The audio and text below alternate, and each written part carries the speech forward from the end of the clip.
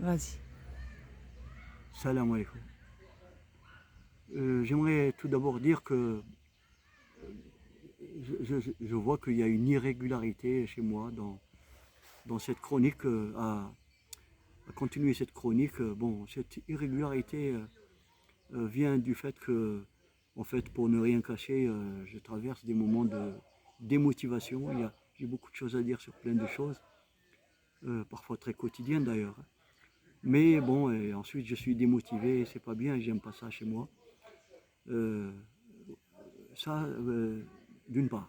Bon.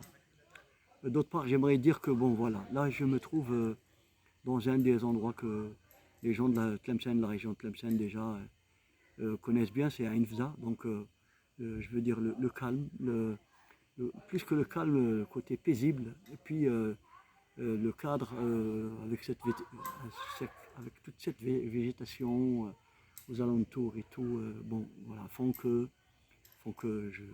je me sens un peu plus serein que d'habitude. Ceci dit, j'aimerais dire tout d'abord que je ressens une douleur persistante euh, qui concerne le terrible accident euh, qu'a eu l'équipe de football d'Al-Bayed. Je tiens à dire que j'aime le football depuis mon jeune âge. Et que voilà, et il y a deux personnes qui sont décédées. Malheureusement, qu'on me pardonne, j'ai oublié le nom de l'entraîneur adjoint qui est décédé, mais j'ai retenu par contre celui du gardien de but, euh, Zakaria Bouziani.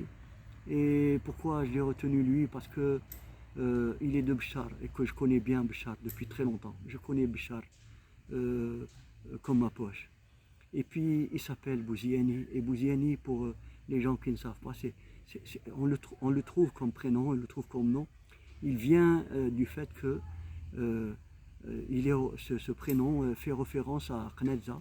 Knedza qui a existé avant la ville de Béchar, pour ceux qui ne savent pas.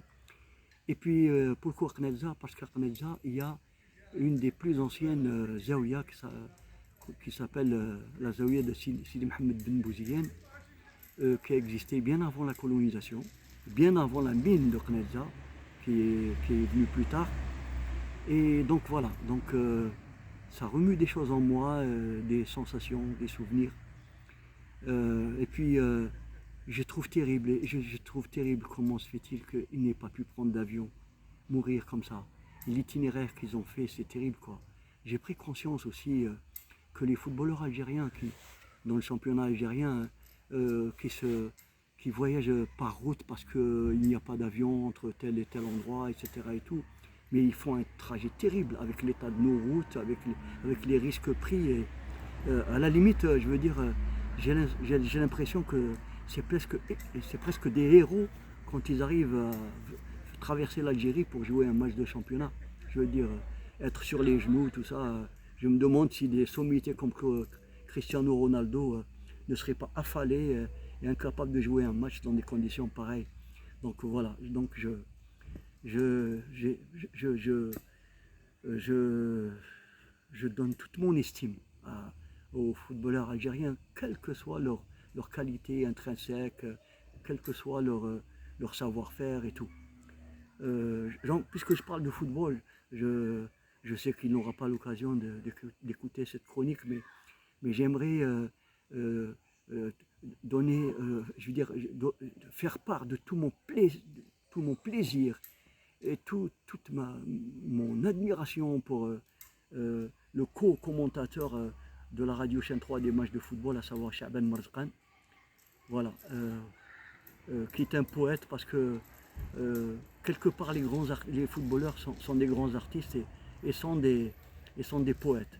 Et d'ailleurs, de toute façon, un des plus grands écrivains connus, enfin, pas de tout le monde malheureusement, mais qui est très connu quand même, qui est uruguayen, qui est mort, qui s'appelle Eduardo Galeano, adorait le football et il a écrit d'une autre manière ce que je suis en train de dire, et il a écrit un livre sur le football.